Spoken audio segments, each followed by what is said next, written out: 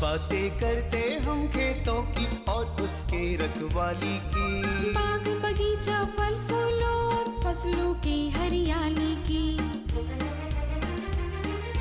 हम बीजों की बातें करते उत्तम जल संसाधन की, हम तकनीकी बातें करते फसलों के उत्पादन की। हर किसान का सपना सच हो जीवन सुखद बनाने को, गाँव-गाँव के हर आंगन का प्यारा सा ही दर्शन। कृषि दर्शन, कृषि दर्शन, कृषि दर्शन, कृषि दर्शन, कृषि दर्शन, कृषि दर्शन, कृषि दर्शन, कृषि दर्शन। या देवी सर्वभूतेषु शक्तिरूपेण संस्थिता नमस्तस्यै नमस्तस्यै नमस्तस्यै नमो नमः। कार्यक्रम कृषि दर्शन देखने वाले सभी श्रोताओं को नमस्कार, जोहार। जी हाँ, हम जानते हैं कि आप हमें कार्यक्रम का बेसब्री से इंतज़ार करते हैं और चूँकि दुर्गा पूजा का आगमन हो चुका है तो आप सभी को कृषि दर्शन की ओर से दुर्गा पूजा की हार्दिक शुभकामनाएं। चूँकि हमने कार्यक्रम की शुरुआत कर ली है तो चलिए हम सबसे पहले देख लेते हैं कृषि समाचार। नमस्कार, कृषि समाचार में आपका स्वागत है। मैं हूं जया। आइए देखते हैं आज कृषि समाचार में क्या है खास। राज्य के किसान सरकार को बेच सकेंगे 20 रुपए प्रति किलोग्राम की दर से धान। कोडरमा के किसानों को मछली चारा खरीदने के लिए मिलेगा 50% का अनुदान। सूर्यमुखी के बेहतर उत्पादन के लिए लगाएं उन्नत प्रभेद SH44। अब समाचार विस्तार से। झारखंड के किसानों को धान बिक्री में राज्य सरकार 185 रुपए का बोनस देगी। केंद्र सरकार द्वारा घोषित धान का न्यूनतम समर्थन मूल्य 1815 रुपए प्रति क्विंटल है। इन दोनों मूल्यों को जोड़कर झारखंड के किसान 20,000 रुपए प्रति क्विंटल की दर से धान बेच सकेंगे, यानी बिक्री दर 20 रुपए प्रति किलोग्राम धान होगा। कोडरमा जिला में मछली संवर्धन के लिए मछली पालकों को 50% अनुदान पर मछलियों के लिए आहार उपलब्ध कराया जा रहा है। इस योजना के तहत मछली पालक 16 रुपए प्रति किलोग्राम की दर से 24% प्रोटीन युक्त मछलियों का आहार ले सकेंगे। मछली पालकों को इसी दर पर 2 मिलीमीटर या इससे छोटे आकार के फ्लोटिंग फीड भी उपलब्ध कराया जा रहा है। परवल के बेहतर उत्पादन के लिए सबसे पहली तैयारी होती है खेत की तैयारी। इसके लिए खेत की अच्छी जुताई करें। परवल के बिचड़े को जिस गड्ढे में लगाना हो उसमें मिट्टी के साथ गोबर या केचुआ खाद, करंज की खल्ली और चूना मिलाएं। किसान भाई, परवल के बिचड़े को यानी लत्तर को जिन गड्ढों में रोपने जा रहे हैं उन गड्ढों के बीच 1 मीटर की दूरी जरूर रखें। साथ ही उन गड्ढों में मिट्टी के साथ सड़ी हुई गोबर की खाद या वर्मी कंपोस्ट मिलाएं। इसके अलावे इसमें 100 ग्राम करंज की खल्ली और 100 ग्राम चूना मिलाएं। तब उसमें बिचड़े को लगाएं। इससे पौधे की बढ़वार और उपज अच्छी होगी। किसान भाइयों, परवल को पहले तो जिस खेत में आपको लगाना है वहाँ पर खेत की जुताई कर लें। उसके बाद जो है जहाँ पर पौधा आएगा 1-1 मीटर की दूरी पर वहाँ पर गड्ढा खोद करके उसमें गोबर खाद या केचुआ खाद और करंज खली और चूना, करंज खली 100 ग्राम और चूना 100 ग्राम उस मिट्टी और गोबर खाद में मिला करके और गड्ढे को भर दें। भरने के बाद जो है पॉलीथीन बैग में जो तैयार पौधा रहेगा उसको प्लास्टिक को हटा करके और उस गड्ढे में लगा दें और फिर नमी बना करके आप जाड़े के दिनों में रखें। राज्य के जो किसान रबी मौसम में सूर्यमुखी की खेती करना चाहते हैं वे 15 अक्टूबर तक बुआई का काम पूरा कर लें। झारखंड में सूर्यमुखी के बेहतर उत्पादन के लिए उन्नत प्रभेद DRS F108 या SH44 लगाएं। सूर्यमुखी की बुआई में 8 से 10 किलोग्राम बीज प्रति हेक्टेयर की दर से लगाएं। बुआई में कतारों के बीच 60 सेंटीमीटर और पौधों के बीच 30 सेंटीमीटर की दूरी रखें। अच्छी उपज के लिए सूर्यमुखी के सामान्य प्रभेद DRSF 108 या संकर प्रभेद SH44 लगाएं। DRSF 108 की उत्पादन क्षमता 10 से 12 क्विंटल प्रति हेक्टेयर है, जबकि SH44 की उपज 14 से 15 क्विंटल प्रति हेक्टेयर है। किसान भाई, मिट्टी को भुरभुरा करने और खेत को समतल करने के लिए कृषि उपकरण रोटावेटर की मदद ले सकते हैं। इससे ट्रैक्टर चालित हल की तुलना में 60% मजदूरी की बचत तथा 40 से 50% संचालन खर्च में बचत तथा उपज में 2 से 3% की वृद्धि होती है।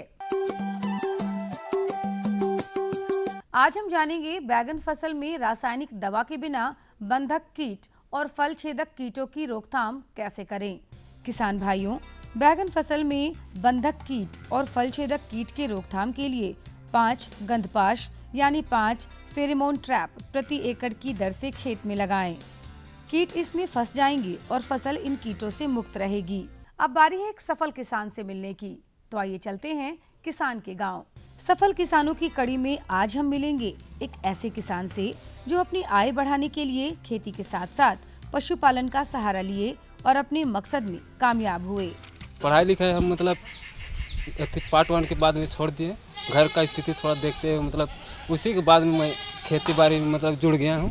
शादी ब्याह वगैरह बहन लोग को किए, मतलब बहुत परिवर्तनों से आया। मतलब उसके साथ में हम खेती के संबंध में करते हुए मतलब अपना गाय पालन वगैरह कृषि होने के नाते हम गाय पालन भी करते हैं। उसके बाद में खेती अच्छा से मतलब उपज भी कर लेते हैं। मतलब समय समय में खेती में समय देते हैं, उसके बाद में गाय के वगैरह में भी ध्यान देते हैं। और अब एक नजर राज्य के 5 प्रमुख शहरों के मौसम के मिजाज पर।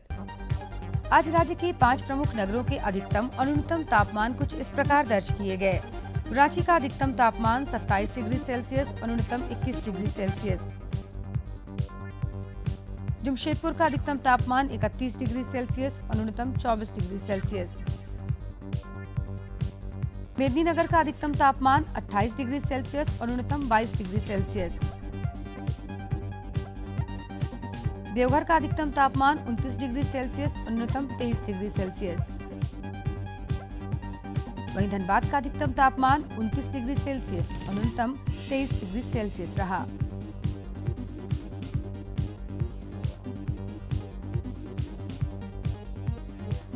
कृषि समाचार में आज इतना ही। अगले दिन अगले अंक में फिर मुलाकात होगी कुछ ताज़ा तरीन खबरों के साथ। तब तक के लिए दीजिए इजाजत। नमस्कार, जोहार। रहे हैं आपका अपना कार्यक्रम कृषि दर्शन। रेशम के कीट बहुत ही नाजुक होते हैं और भंडारण करते समय ज़रूरी है कि छोटी छोटी बातों का ध्यान रखें।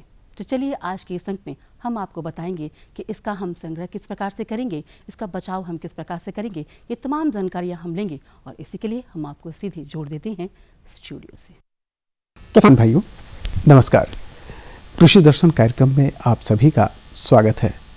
किसान भाइयों, तसर का उत्पादन झारखंड में बड़े पैमाने पर होता है, लेकिन संग्रहण के दौरान जो सावधानियां होती है इसकी जानकारी नहीं होने की वजह से कई तरह की परेशानियां होती है। आज हम बात करेंगे कि तसर जो कोष होते हैं संग्रहण के दौरान कौन कौन सी सावधानियां रखनी चाहिए इस विषय पर। इस विषय पर बातचीत करने के लिए आज हमारे साथ स्टूडियो में मौजूद हैं डॉक्टर आलोक सहाय, जो कि निदेशक हैं केंद्रीय तसर अनुसंधान एवं प्रशिक्षण संस्थान पिस्का नगरी में। सर, इस कार्यक्रम में आपका स्वागत है। नमस्कार। किसान भाइयों, तसर के विषय में जो जानकारियाँ चाहिए आप इससे हमारे कार्यक्रम के दौरान प्राप्त कर सकते हैं। सर, किसान भाई जो उस पार बैठे हुए हैं उनके मन में पहली बात तो ये आ रही होगी कि संरक्षण जब हम बात करते हैं तो क्यों बहुत ज़रूरी होता है संरक्षण करना। तसर का संरक्षण जो हम संग्रहण के दौरान करते हैं क्या क्यों ज़रूरी है?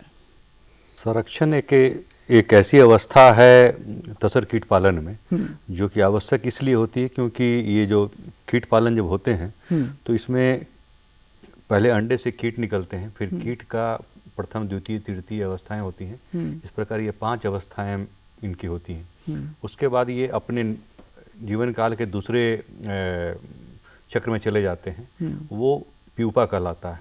तो जो प्यूपा का स्टेज है इनका वो मूवेबल नहीं होता है, मतलब उसमें वो स्थिर रहते हैं, घूमते फिरते नहीं। तो उनके लिए एक कोसे का निर्माण करते हैं जिसके अंदर वो चले जाते हैं। तो कोसे का निर्माण करना आवश्यक इसलिए होता है कि परिजीवी ना खा ले, कोई कीट जंतु ना खा ले, इसलिए क्योंकि वो घूमने चलने फिरने की स्थिति में नहीं रहते हैं।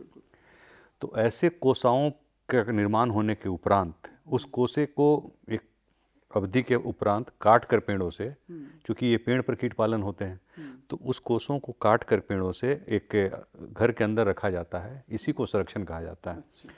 क्योंकि अगर उन्हें छोड़ दिया जाए उसी तरह से पेड़ों पर तो परिजीवी हैं, पशु पक्षी हैं, गिलहरी हैं, चूहा है इत्यादि लोग उसे काट कर खा जाते हैं।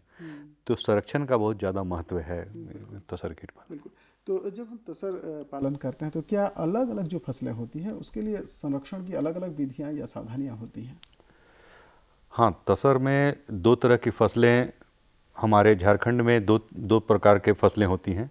एक है प्रथम फसल और द्वितीय फसल, जो कि ये कोल्हान एरिया जो हमारा चयवासा, खरसमा, हडकमरिया ये सब एरिया है, ये द्वि फसल का क्षेत्र है। और हमारा जो संथाल परगना एरिया है जिसमें दुमका, पाकुड़, गोड्डा, ये सब जो काथीकुंड, ये सब इलाके में 3 फसल का खेती होता है। तो 2 फसल वाले जगह में, जैसे मैंने बताया कोल्हान एरिया में, कोल्हान एरिया में हम लोगों को एक जो प्रथम फसल का संरक्षण जो होता है वो काफ़ी कम दिनों का होता है, मात्र 15 से 17 दिनों का। और दूसरी फसल का संरक्षण होता है वो एक लंबा संरक्षण होता है जिसमें कि कोसा को कम से कम 6 महीने तक रखा जाता है। तो 6 महीने वाले का संरक्षण का एक अलग विधि है और कम दिनों के लिए जो संरक्षण होता है प्रथम फसल का, उसका अलग विधि है। तो ये विधियां जो किसान भाई करते हैं उनके लिए जानना जरूरी है, कम दिन का और हाँ, तो जो किसान भाई इसमें फसल ले रहे हैं, प्रथम फसल जो हमारा आता है उस प्रथम फसल का अवधि होता है जुलाई 15 से लेकर अगस्त 15 तक के बीच में। तो 15 अगस्त में जो कोसे की कटाई होती है वो कोसे से अगस्त के अंत तक कीड़े निकल जाते, तितलियां निकल जाती हैं, फिर वो युग्मन करते हैं और अंडे देती हैं। तो ये 15 दिनों की अवधि के लिए जो संरक्षण करने की आवश्यकता है, इसमें पहले विसंक्रमण किया जाता है जिस जगह पर रखना है, और उससे बीजागार कहते हैं। ये पूरी पद्धति को, संरक्षण के पद्धति को बीजागार कहते हैं।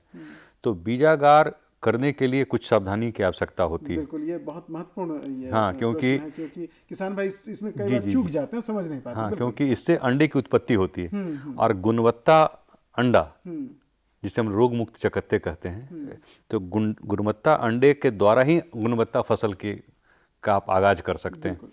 तो उसके लिए 15 दिनों का कार्यक्रम तो जरूर है, लेकिन 15 दिन के कार्यक्रम के दौरान, कीट पालन के दौरान ही इसका विसंक्रमण किया जाता है बीजागार के इर्द गिर्द।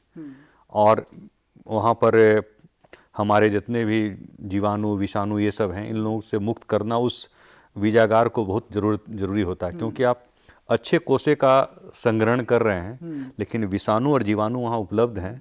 तो ये जो साधारण साफ सफाई, इससे हटकर भी कुछ ज़्यादा जी, इसको हम लोग बोलते हैं की चीज़ों की हाँ, इसमें ब्लीचिंग, लाइम का एक सॉल्यूशन होता है 9:1 के रेशियो में। 9 हमारा चूना होता है और 1% ब्लीचिंग होता है। इसके घोल का विसंक्रमण किया जाता है। इसके अलावा फॉर्मेलिन, जिसे पाराफॉर्मल्डिहाइड कहते हैं, इसको गर्म किया जाता है और इसका भाप बनाकर उड़ाया जाता है पूरे बीजागार को बंद करके, ताकि कितने भी जगह पर कोने, छेद इत्यादि में सारे जगह पर वो भाप चला जाए और विषाणु और जीवाणु को मुक्त करे। अन्यथा ये फिर फसल जो है सो नुकसान हो जाएगा हमारा। तो ये तो 12-15 दिनों वाले के लिए है। और जब द्वितीय ये फसल जो हो गया, इसके बाद जो कटाई छटाई होती है, तो वो कोसों का जो संरक्षण किया जाता है वो 6 महीने तक की अवधि होती है। लंबी अवधि है। तो वो करीब अक्टूबर-नवंबर से चलता है वो अवधि। तो पूरा जनवरी, फरवरी, मार्च, अप्रैल, मई, जून तक 6 महीने तक की सुसुप्त अवस्था में कोसे रहते हैं। अभी ये स्थिति है। हाँ, अक्टूबर का महीना चल हाँ, तभी अक्टूबर का ये जो फसल अभी कटेगा, ये कटने के बाद वो सुसुप्त अवस्था में चले जाएंगे। तो उन दौरान में आपको 6 महीने तक इसका संरक्षण करना है। तो 6 महीने तक में जो संरक्षण करने की आवश्यकता है, तो प्रतिदिन इसमें आपको देखना है कि कितने कोसे सही हैं, कितने मर गए, क्योंकि कीट पालन के दौरान में ही कुछ परिजीवी अपना घर बना लेते हैं कीड़ों में। और वो परिजीवी और वो परभक्षी, उसका रिपरकशन जो है, जब वो कोसे को जब संग्रहण किया जाता है वहाँ पर निकल कर आता है। जैसे पीली मक्खी हम लोग बोलते हैं, उजी फ्लाई बोलते हैं, ये सब कीट पालन के दौरान भी अंडे दे देती है लार्वे में। और लार्वा शुरुआती दौर में और जब लार्वा की जब बड़ा होकर इल्ली बनाता है, तितली बनाने की स्थिति में आता है, उस समय ये निकलता है एडल्ट बन के। तो उस समय हम लोगों को देखना पड़ता है कि कितने उस तरह की परिजीवी और परभक्षी निकल रहे हैं इसके अंदर से, उनका रख रखाव, विसंक्रमण, और मरे छटे हुए जो इतने भी कोसे हैं उनको हमेशा हटाना, क्योंकि उनसे बीमारियां और फैलती है। और संरक्षण करने की एक पद्धति होती है। जी, ये तो हुआ विसंक्रमण की बात। विसंक्रमण की बात, हाँ। तो जहाँ पर हम रखेंगे जी, जी। उस जगह को किस तरह से तैयार करें। हाँ, पहले तैयार करने की जी, बात। जी। लेकिन तैयार करने के उपरांत उसे आप रखने की भी एक पद्धति है। जी, तो उसको हम लोग बोलते हैं माला बनाना। जी, एक लाइन से पूरे जी, ये में तो रखते एक हैं। जैसे रस्सी में माला के तहत हम लोग नर और मादा कोषों का संकलन करते हैं। उसमें एक रस्सी में लगभग 100 कोषों का चयन किया जाता है और उसमें नर भी रहते हैं और मादा भी रहते हैं अनुपात में, और उनको उसमें बांध कर एक गार्लेंड बनाया जाता है, माला बनाया जाता है। इस प्रकार मालाओं का एक सीरीज होता है और उन सभी मालाओं को बीजागार के छत से लटकाया जाता है। बिल्कुल, और उसके जमीन से भी एक निश्चित दूरी जी होती जी है। हाँ, उनकी जमीन से भी निश्चित दूरी होती है और ऊपर वाले सीलिंग से भी निश्चित दूरी बनाई जाती है। फिर दो मालाओं के बीच में भी निश्चित दूरी बनाई जाती है ताकि आने जाने में और उनके हवा इत्यादि में कहीं रुकावट ना आ जाए। तो बीजागार जिसमें संरक्षण कर रहे हैं हम लोग, उस बीजागार का भी एक अपना नमूना होता है जिसमें हवा का आदान प्रदान, क्रॉस वेंटिलेशन हो, चारों तरफ बारंडा हो, ये सब चीज़ एक है, और फॉल्स सीलिंग काफ़ी ऊंचा हो ताकि अधिक तापमान वाले क्षेत्रों में अगर हम कोसों को उस तरह से संरक्षण करते हैं तो कोसे में जो है सो पिघलापन शुरू हो जाता है, मेल्टिंग हम लोग कहते हैं इसको, ज़्यादा तापमान से। चूँकि ये सारा तो जीवित प्राणी है, लिविंग मटेरियल है, तो उसमें वो मेल्टिंग जब शुरू हो जाती है तो उसको बचाने के लिए सीलिंग काफ़ी ऊंचा बनाया जाता है और उसको मेंटेन करने के लिए वहाँ के वातावरण को, उसमें आर्द्रता और टेम्परेचर को हम लोग मेंटेन करते हैं इंडिजिनस टेक्निक के द्वारा, देसी तकनीकों के द्वारा, बेसिक टेक्निक के द्वारा। जैसे बालू का बिछाकर बालू पर पानी छींटकर उसका आर्द्रता बनाना, बोरों का चारों तरफ से लगा देना खिड़की पर, उसमें पानी छींटकर ठंडा, जो बिल्कुल देसी सरंजाम है उनको जुटा जी कर जी इसका जी, ये क्योंकि कर देना। ये कल्चर जो तसर कल्चर है ना, ये गरीबों का कल्चर है। इसमें हम लोग एसी और एयर कूलर और कंडीशनर नहीं लगा सकते। तो उन सब चीज़ों को ध्यान में रखते हुए हम लोगों ने ऐसे ही पद्धति बनाई है जिससे कि उनको उत्तम वातावरण दिया जा सके ताकि उनके निकलने में, उनके युग्मन में, उनके अंडे देने की पद्धति में, क्योंकि अच्छा जो संरक्षण है उसकी बहुत सारी गुण होनी चाहिए। जी जी बिल्कुल, ये भी मन में ये बात तभी से आ रही है कि ये मापदंड क्या होता है। जो आप संरक्षण की बात करते हैं, एक बड़ी प्रक्रिया है, संक्रमण से लेकर रखने के तरीके से लेकर, माला बनाने से लेकर, दूरी तय करने से लेकर, फिर मापदंड क्या अच्छे संरक्षण का। हाँ, बड़ा अच्छा प्रश्न आपने कहा। पहले तो कोसा जब छंटाई होती है पेड़ से, उस समय ही माला बनाने के क्रम में हम लोग देखते हैं कि कौन सा कोसा झीना है और कौन सा कोसा परिपक्व अच्छा है। तो झीना कोसा को पहले हम लोग हटा लेते हैं और अच्छे कोसों की छटाई करके उसको टांगा जाता है, माला बनाया जाता है। तो ऐसे कोसाओं को, अच्छे कोसाओं को विसंक्रमित बीजागार में आप ला रहे हैं। अब रही बात कि जब अच्छे कोसे आ रहे हैं, विसंक्रमित स्थान है, तो उनसे जो निगमन होगा तितलियों का, वो निगमन जो है सो सही और सुलभ होना चाहिए। तो जितनी आप कोसें टांग रहे हैं सारे का निगमन होना चाहिए। दूसरी होनी चाहिए कि जो नर और मादा का निकलने का, निगमन का अनुपात है वो मिलते जुलते होने चाहिए। ये नहीं कि नर ज़्यादा निकल रहा है और मादा ज़्यादा निकल रही है तो फिर ये रेशियो नहीं होने से उनमें युग्मन नहीं हो पाएगा। तो इन चीज़ों को ध्यान रखते हुए हम लोगों ने ऐसी पद्धति बनाई है कि अगर नर ज़्यादा निकल रहा है तो मादा ज़्यादा निकालने के लिए हम लोगों की तकनीक है कि आप उसी तरह से आर्द्रता और तापमान आपको करना पड़ेगा कि दोनों बराबर मात्रा में निकलें।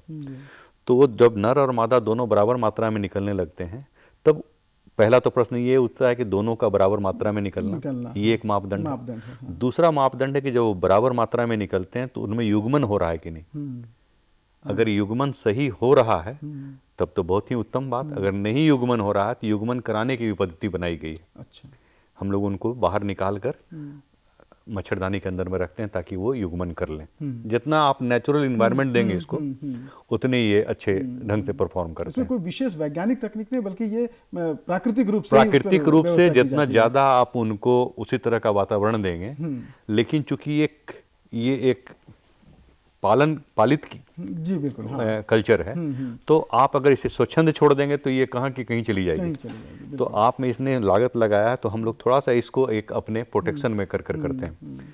तो वो युग्मन सही हो गया। युग्मन सही होने के बाद तो आप जब अच्छे कोसे को ला रहे हैं अच्छे कोसे का निगमन हो गया, फिर युग्मन हो गया सही ढंग से। अब युग्मन के उपरांत उनके अंडे देने की पद्धति।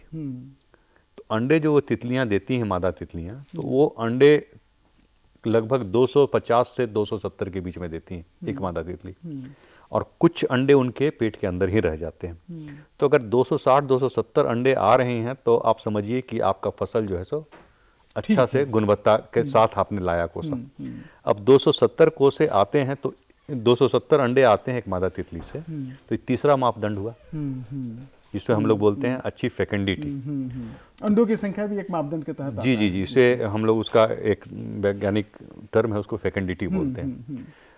तो ये अगर इतना संख्या में आ जाते हैं अंडे, तो उस संख्या के अंडे में फिर निषेचन देखा जाता है, कितने फर्टिलाइज्ड हैं, निषेचन कितने का हुआ और कितने का फिर उससे इल्ली निकले, तो वो परसेंटेज को देखा जाता है। तो जैसे 100 में अगर 90 अंडों में से निषेचन हो जाता है तो इसे हम लोग अच्छा मापदंड कहते हैं। अधिकतम निषेचन है, अधिकतम निषेचन 90-95% को अच्छा निषेचन। और अक्सर ये होते हैं, अगर फसल आपका सही है, कोसा आप सही ला रहे हैं, विसंक्रमण आप कर रहे हैं, सही कर रहे हैं, उसका रख रखाव कर रहे हैं, तो ये 90 से 95% निषेचन इसका होना ही होना है। तो ये सारे मापदंड हैं, अगर ये हो जाते हैं तो आप समझिए कि आपने बीजागार बहुत अच्छा किया। और बीजागार संरक्षण का मुख्य पार्ट है, और इसमें हम लोगों ने देखा है कि अगर 4 कोसों से एक रोग मुक्त चकत्ते मिल जाते हैं आपको, तो इससे बढ़िया संरक्षण नहीं माना जाता है। आजकल वैज्ञानिक पद्धति से हम लोग बहुत कोशिश कर रहे हैं कि 2.5 कोसों से 3 कोसों से एक रोग मुक्त चकत्ते मिल जाएं, और बहुत जगह किसान भाई भी इससे आमदनी कर रहे हैं। ये तो बहुत विस्तृत जानकारी आपने दी। क्या कोई कच्चा इस तरह का बैंक भी होता है संरक्षण के लिए? हाँ, 2 तरह के कोसे होते हैं, मैंने बताया ना। एक कोसा होता है जो कि संक्षिप्त में जानना चाहेंगे। एक कोसा होता है जो कि बीज लेने के लिए। कुछ कोसे ऐसे हो जाते हैं जिनको कि बीज के काम में नहीं आते हैं। उनके लिए हम लोगों ने हमारे सरकार के यहाँ से एक रॉ मटेरियल बैंक बनाया गया, कच्चा बैंक, कच्चा माल बैंक। ये चाईबासा में स्थित है। कच्चा माल बैंक का उद्देश्य यही है कि हर जगह से ऐसे कोसे जिसका कि संरक्षण नहीं करने की आवश्यकता है, वो उस बैंक में चले आते हैं। उसके मूल्य निर्धारित की जाती है, और किसानों को उनके एक्सप्लॉयटेशन से बचाने के लिए हम लोगों ने ये कच्चा माल बैंक बनाया है। इसकी राशि फिक्स की जाती है, एक कोसे का दाम 3 रुपये जैसे है। तो किसान भाई को अगर उससे ज़्यादा राशि मिल रही है उस कोसे का, अपने फसल का, तो उन्हें हम लोग उन्मुक्त रखते हैं कि आप कहीं भी बेच के अपने ज़्यादा से ज़्यादा लाभ लें। जो व्यक्ति को लाभ नहीं मिल रहा है या जो उतना से कम में दाम में बेचना पड़ रहा है, तो हमारे रॉ मटेरियल बैंक वाले उपलब्ध रहते हैं हर मार्केट में, वो खरीद लेते हैं, ताकि मूल्य, मिनिमम मूल्य जो उन्होंने एफर्ट लिया, जो परिश्रम किया, वो उन्हें प्राप्त हो जाए। इसलिए कच्चा माल बैंक की आवश्यकता है। किसी तरह का शोषण नहीं हो किसानों का। शोषण को रोकने के लिए हम लोगों ने ये कार्य किया है। और संरक्षण करने के लिए मैंने किसानों के लिए हम लोगों ने भी एक पद्धति बनाई है कि बहुत लो कॉस्ट टेक्नोलॉजी, बहुत मिनिमम मूल्य पर वो तकनीक है। ग्रीन शेड नेट सभी आजकल कॉमन हो गया है। तो ग्रीन शेड नेट के अंदर में 1 लाख कोसों का संरक्षण आराम से किसान भाई कर सकते हैं, जिसकी लागत काफ़ी कम आती है।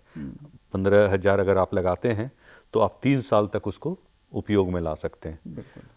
और किसान भाइयों के लिए मैं एक संदेश देना चाहता हूं कि अगर आप ये कोसे का संरक्षण करके अगर बीज उत्पादन करने में इंटरेस्ट दिखाते हैं, अपनी जागरूकता दिखाते हैं, तो मात्र 15 से 20 दिनों के प्रयास से आप 70 से 80 हज़ार रुपये तक कमा सकते हैं। बिल्कुल बिल्कुल, एक कमाई का अच्छा जरिया हो सकता है। किसान भाइयों, बहुत महत्वपूर्ण बातें आपने आज जानी। उम्मीद है कि आप इन बातों का लाभ उठाएंगे, इन जानकारियों का लाभ उठाएंगे। सर, आप इस कार्यक्रम में इसके लिए आपका बहुत बहुत धन्यवाद। और किसान भाइयों, आपसे भी चाहेंगे इजाज़त। नमस्कार। नमस्कार।